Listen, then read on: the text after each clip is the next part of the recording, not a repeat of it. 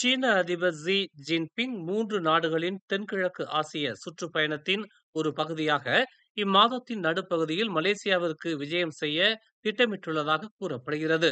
கடந்த நவம்பர் மாதத்தில் பெய்ஜிங்கில் பிரதமர் டதஸ்ரீ அன்வார் இப்ராஹிமுடன் நடைபெற்ற சந்திப்பை தொடர்ந்து ஜி மலேசியாவில் 3 நாட்கள் தங்குவார் என்று ராஜதந்திர வட்டாரங்கள் எதிர்பார்ப்பதாக சவுத் சைனா மார்னிங் போஸ்ட் நேற்று செய்தி வெளியிட்டுள்ளது.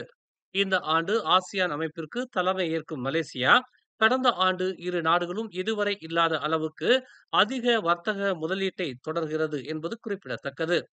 பதவியேற்றதிலிருந்து 3 முறை சீனாவுக்கு பயணம் செய்த அன்வார் வரும் மாதங்களில் ஜி மற்றும் தென்னாப்பிரிக்க அதிபரின் வருகைகளை மலேசியா எதிர்பார்க்கிறது என்று கடந்த பிப்ரவரியில் தெரிவித்தார்.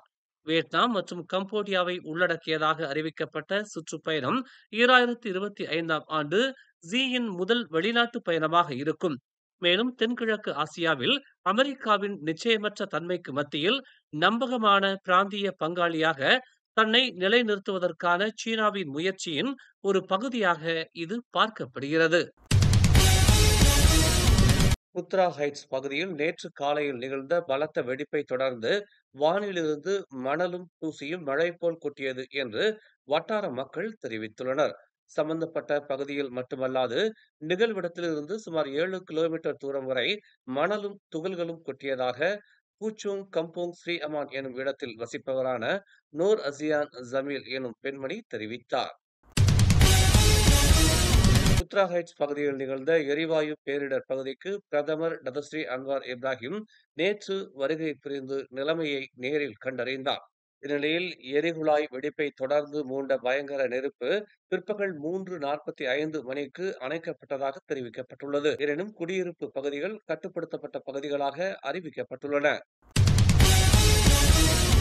மியான்மர் நிலநடுக்கத்தில் பலியானவர்களின் எண்ணிக்கை 2056ஆக அதிகரித்துள்ள வேளையில் 3900 பேர் காயமடைந்திருப்பதோடு 270 பேர் காணாமல் போயிருப்பதாக அறிவிக்கப்பட்டுள்ளது.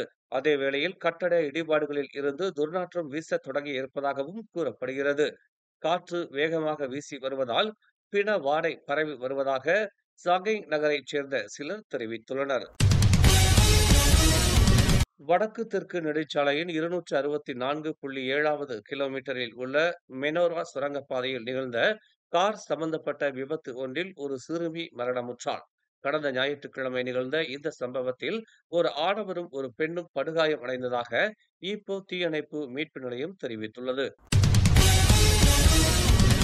கோலக்கிழான் பகுதியில் உள்ள பண்டார் சுல்தான் சுலைமான் சுற்றுப் பகுதிகளில் அந்நிய வர்த்தகர்கள் வர்த்தக தலங்கள் தொடர்பில் அதிரடி சோதனை நடவடிக்கைகளை கிள்ளான் அரச மாநகர் மன்றம் அண்மையில் மேற்கொண்டது.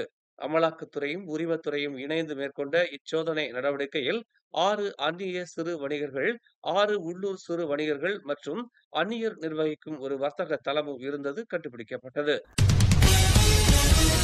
மேலும் செய்திகளை தெரிந்து கொள்ள தமிழ் மலர் நாளிதழை பாருங்கள். உடனுக்குடன் செய்திகளை தெரிந்து கொள்ள தமிழ் மலர் இணையதளம், தமிழ் மலர் செயலி மற்றும் மலர் டிவி யூடியூப் சேனலை வலம் வாருங்கள். எங்களோடு இணைந்திருக்க மலர் டிவியை பதிவு செய்து கொள்ளுங்கள். உறவுகள் மகிழ்ந்திட விருப்பம் மற்றும் பகிர்வு சேவையை சொடுக்கிடுங்கள்.